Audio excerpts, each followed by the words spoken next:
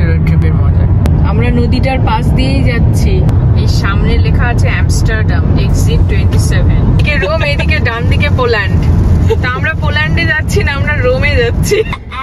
এখন ঘড়িতে 8:45 বাজে আর আমরা হচ্ছে বেরোচ্ছি একটা রোড ট্রিপের উদ্দেশ্যে। হ্যালো ফ্রেন্ডস, সবাই কেমন আছে? আশা করি ভালো আছো। Good morning, welcome to my channel. আজকে আমরা রোড ট্রিপে যাচ্ছি রোমে।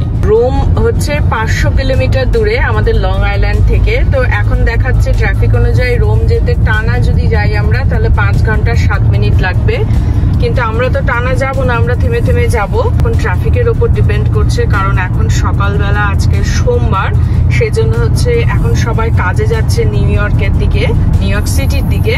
তো সেই জন্য এখন ট্রাফিকটা বেশি থাকার চান্স আছে। তো বাবা, তুমি এক্সাইটেড আমাদের রোড ট্রিপের জন্য? তুমি এক্সাইটেড নাকি তোমার হাতে তো মেন দায়িত্ব। এখন 10:11 বাজে আর আমরা অতটাও বেশি দূর এগোতে পারিনি, কারণ আমরা মাঝখানে একটু স্টারবাক্সে দাঁড়িয়েছিলাম। ওই আরোহ টয়লেটে যাবে, ওই জন্য আমরা কফি টফি নিলাম সেই জন্য।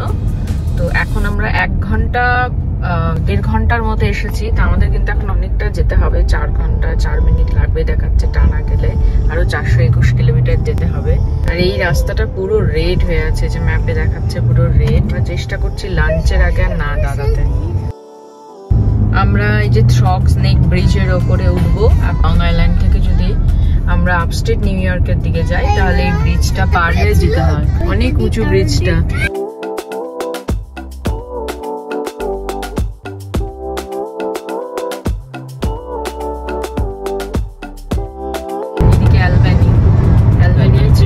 অ্যালবানির দিকে যাচ্ছি। হ্যাঁ, আমরা আসলে আপস্টেট নিউ ইয়র্কের দিকে যাচ্ছি। রোমটা হচ্ছে আপস্টেট নিউ ইয়র্কের দিকে। আমরা উপর দিকে উঠছি।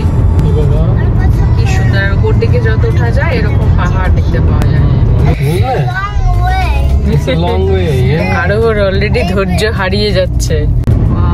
বাবু ডান দিকে দেখ, কি দারুণ রাস্তার ভিউ দেখতে দেখতে এনজয় করতে করতে যাওয়া। এটাই হচ্ছে রোড ট্রিপের মজা। লং আইল্যান্ডের ওইদিকে প্রচন্ড গরম ছিল, মানে সেলসিয়াসে যদি বলি তাহলে 32-33 ডিগ্রি সেলসিয়াস। তো সাংঘাতিক গরম ছিল। তো এই দিকটায় এসে দেখছি ওয়েদারটা কিন্তু অনেকটা ভালো। এই দিকটা এখানে এই জায়গাটাকে হচ্ছে উইলকিল। তো এখানে হচ্ছে মানে টেম্পারেচার 23 ডিগ্রি সেলসিয়াসের মতো দেখাচ্ছে। আমরা মোটামুটি 200 কিলোমিটারের মতো চলে এসেছি। আরও আমাদের 317 কিলোমিটার প্রায় আছে দেখাচ্ছে। তো আমরা এখানে আমরা যেটা ম্যাপে সেট করা আছে সেটা হচ্ছে একটা next service area. Service area বলতে এইখানে বিভিন্ন রেস্ট স্টপ থাকে, যে অনেকক্ষণ ড্রাইভ করতে করতে কেউ যদি রেস্ট নিতে চায় বা কারো যদি রেস্টরুম ইউজ করার দরকার হয়, খিদে পায়, ওখানে অনেক খাবারের দোকান টোকানও থাকে। তো সেই ধরনের একটা জায়গায় আমরা খাবো বলে এটা সেট করা আছে। সেই জন্য দেখাচ্ছে 131 কিলোমিটার। এটা অ্যাকচুয়ালি আমাদের আরো 317 কিলোমিটার যেতে হবে। সামনে একটা কি নিয়ে যাচ্ছে, বুলডোজার মনে হয়। পেছনে লেখা আছে ওভার সাইজ লোড। ভারী কিছু নিয়ে গেলে যে এখানে এরকম পেছনে কিন্তু লিখে রাখে ওভার সাইজ লোড।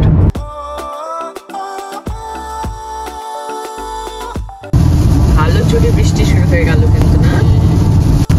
বাবুইটা ঘুমাচ্ছে, দেখতো বৃষ্টি পড়া। এখানে লেখা আছে নিউ বাল্টিমোর সার্ভিস এরিয়া। এই যে ব্লুটায় এরকম লেখা থাকে, যে সামনে রেস্ট স্টপ আসার আগে লেখা থাকে আমরা ওখানটাতেই দাঁড়াবো। সামনে কিছু হয়েছে, যে পুলিশ দাঁড়িয়ে আছে, কাউকে ধরেছে স্পিডিং এর জন্য হয়তো, বা ধাক্কাও লাগিয়ে দিতে পারে। পরপর 2টো গাড়ি ছিল। Huge new Baltimore service area.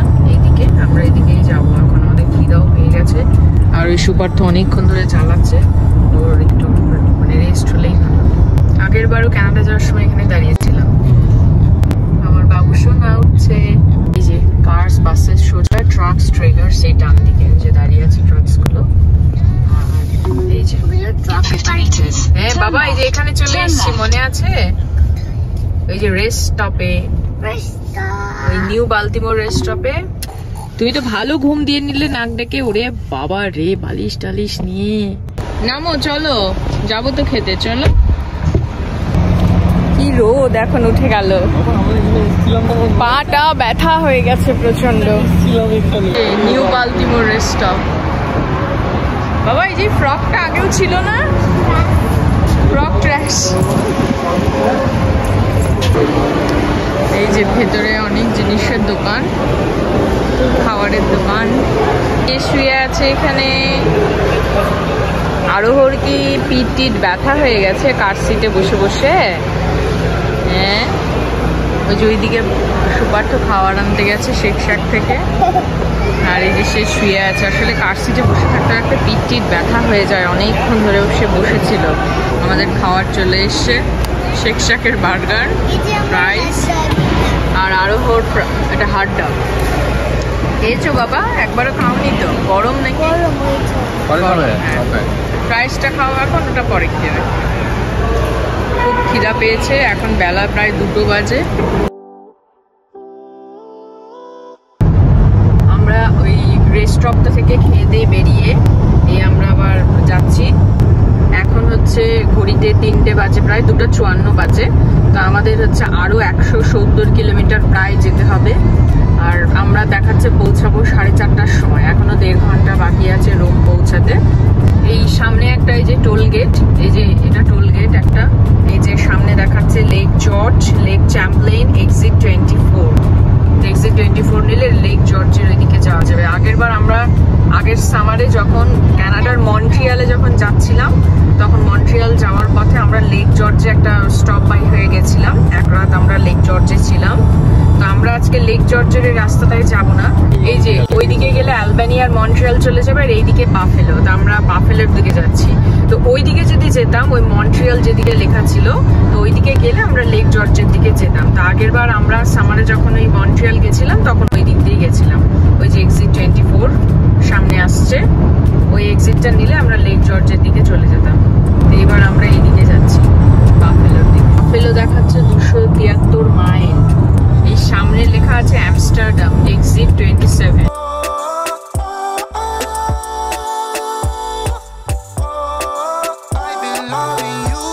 দারুণ লাগছে। এখন 3:35 বাজে। নদীটাও দেখা যাচ্ছে। হ্যাঁ, এই যে এইটাই হচ্ছে মোহাক রিভার। এটা নিউ ইয়র্ক স্টেটের একটা মানে বড় নদী। কি সুন্দর বাবা, ডান দিকে দেখ, এই জায়গাটার ভিউটাও কি দারুণ। বা এটা নোজের মতো পাহাড়টা। বাবা দেখ সামনের পাহাড়টা, ওয়াও, সো বিউটিফুল।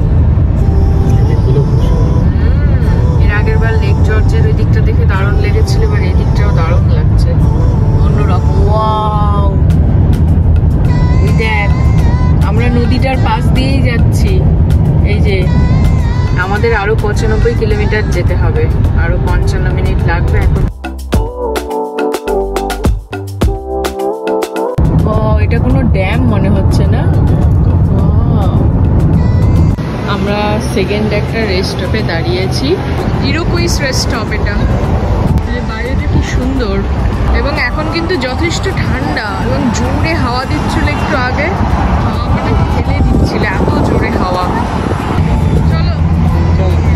আর এখানে ইলেকট্রিক ভেহিকেল চার্জিং স্টেশন, যেগুলো ইলেকট্রিক কার, তারা এখানে এসে চার্জ দিতে পারবে। চার্জে বসিয়ে দিয়ে রেস্ট স্টপে ওরা গিয়ে খাওয়া দাওয়া করতে পারবে, রেস্ট নিতে পারবে। গাড়িতে তেল 25% হয়ে গেছে, সেই জন্য ওইদিকে সুপার্থ তেল ভরছে। এই রেস্ট স্টপটার পাশে যে পেট্রোল পাম্পটা ছিল, সেখান থেকে।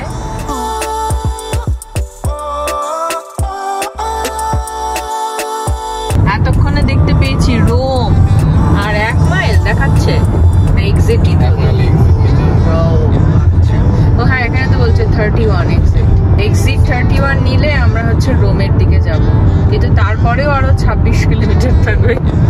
তোমরা হয়তো অনেকেই ভাবছো যে আমরা এত তাড়াতাড়ি রোম কি করে পৌঁছে গেলাম। আমি অনেকক্ষণ থেকে বলছিলাম যে 500 কিলোমিটার দূরে রোম, কিন্তু রোম তো নিউ ইয়র্ক থেকে অনেক দূরে হওয়ার কথা, তাই না? আসলে ব্যাপারটা হচ্ছে এই, সবাই সারপ্রাইজড হয়ে গেলে তো। এটা আটলান্টিক পেরিয়ে ইউরোপের রোম না, এটা হচ্ছে নিউ ইয়র্কের রোম। নিউ ইয়র্কেও রোম বলে একটা জায়গা আছে, তো আমরা আজকে সেখানেই যাচ্ছি। ওখানে হচ্ছে আসলে সুপার্থর একটা ওয়ার্কশপ আছে, তো সেই জন্য আমরা ওর সাথে যাচ্ছি। এদিকে রোম, এইদিকে ডান দিকে পোল্যান্ড। তা আমরা পোল্যান্ডে যাচ্ছি না, আমরা রোমে যাচ্ছি। আমরা ইটালি থেকে শুরু করছি, ইটালির রোম থেকে। নামগুলো দেখে খুব মজা লাগছে। আমেরিকাতে ইউরোপ। আবার এর আগের দিন আমি হচ্ছে ম্যাপ দেখতে গিয়ে দেখছি এখানে প্যারিসও আছে। মানে ভাবা যায় নিউ ইয়র্কে প্যারিস। তোমার এই ওয়ার্কশপটা ছিল বলে আমাদের কিন্তু এই আমেরিকাতে ইউরোপ ঘোরা হচ্ছে। গ্রিফিথস ইন্টারন্যাশনাল এয়ারপোর্ট আর হাফ মাইল। আমরা অলমোস্ট চলে এসেছি, আর 4 মিনিটস দেখাচ্ছে। 3.9 কিলোমিটার্স এর মতো আছে। বাহ, সুন্দর কিন্তু। Rome Free academy.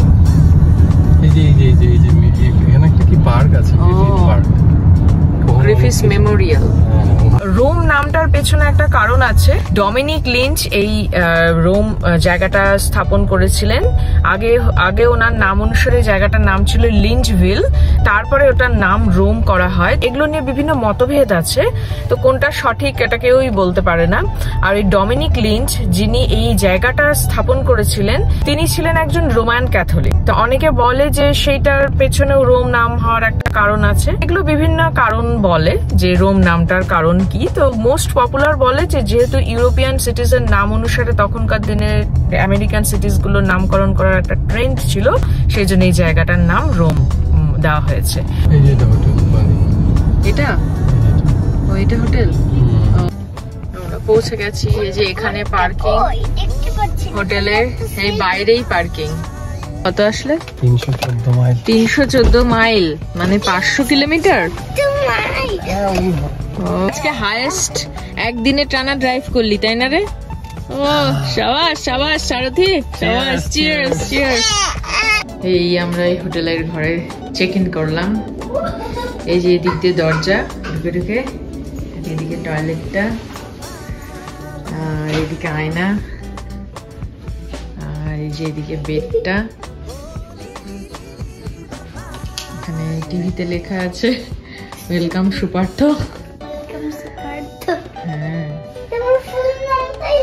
হ্যাঁ হ্যাঁ, টেবিল আছে। আর এই যে বাইরে পার্কিং।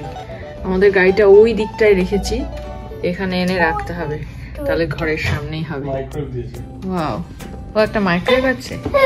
ও হ্যাঁ, মাইক্রোওয়েভ আর ফ্রিজও আছে। এগুলো তো থাকেই কমন। ও কফি টফি বাথরুমে দিয়েছে যাতে ক্লিন করতে সুবিধা হয়, জল নিতে সুবিধা হয়। ফাইনালি আমরা 5:15টার সময় রোম এসে পৌঁছালাম। ফাইনালি আমরা সেই সকাল 8:45 থেকে শুরু করেছি। 8:45 থেকে কতক্ষণ হচ্ছে? প্রায় 9-9.5 ঘন্টার জার্নি। তোমার কেমন লাগলো এই রোড ট্রিপটা? ভালো লাগলো? খেতে টেতে যাবো এখন, ফ্রেশ ট্রেশ হই আগে। এখনো খিদে পাইনি, এখন কেবল 5:30 বাজে, আমাদের ডিনার টাইমও হয়নি। আমরা যেখানে ঘুরবো, যেখানে যাবো, হয়তো অত টাইম বেশি পাবো না, কারণ সুপার্থ তো কাজে এসছে। আমাদের জন্য বোরিং, আমার আর আরোহর জন্য বোরিং। সকাল হলেই চলে যাবে ওর ওয়ার্কশপে। তা আমরা এই হোটেলের ঘরেই হয়তো থাকতে হবে, অথবা হচ্ছে আমরা হেঁটে হেঁটে চারদিকটা এক্সপ্লোর করতে পারি। ওর সাথে সুপার্থর সাথে কাজে আসলে এটা একটা প্রবলেম হয়। তো যা যা করবো তোমাদের সাথে শেয়ার করব। কি করছো তুমি? খেলছো? এসেই সে তার সংসার নিয়ে বসে পড়েছে, লেগো বানাচ্ছে বসে বসে। এই তো আমরা এখন খেতে বেরিয়েছি ডিনার। আমরা গাড়ি আর নিয়ে আসিনি, হেঁটে হেঁটে এসছি। এটা হবে একটু, এটা ভেবে। এখন রাস্তা দিয়ে যাচ্ছি, মানে ফাঁকা, কেউ হাঁটে না, সবাই গাড়ি চালিয়ে চলে যাচ্ছে, একা আমরাই হাঁটছি। এই যে এইটা মনে হচ্ছে রেস্টুরেন্টটা, না? এই হচ্ছে আমেরিকার স্মল টাউন। এটা কিন্তু অনেকটা ওই কার্স, ওই সিনেমাটার মতো মনে হচ্ছে, বল? ওইখানে এই সিনেমাটা এরকম ফাঁকা ফাঁকা, কেউ নেই। আমাদের খাওয়া শেষ, নিয়ে যাব বাকি যেগুলো আছে ওগুলো নিয়ে যাব। খেতে পারিনি ওগুলো, আর পেট ভরে গেছে। কি করে খাওয়া দাওয়া করে যে আমরা আবার হোটেলের ঘরে চলে এসেছি। আজকের ব্লগটা তাহলে এতটুকুই। আজকে আর ব্লগটা বেশি বাড়াচ্ছি না, অনেক বড় হয়ে গেছে। তোমরা সবাই অবশ্যই জানিও যে কেমন লাগলো এই ব্লগটা। দেখা হবে পরের দিনের কোনো ব্লগ নিয়ে। ততদিন সবাই ভালো থেকো। Take care, bye, love you.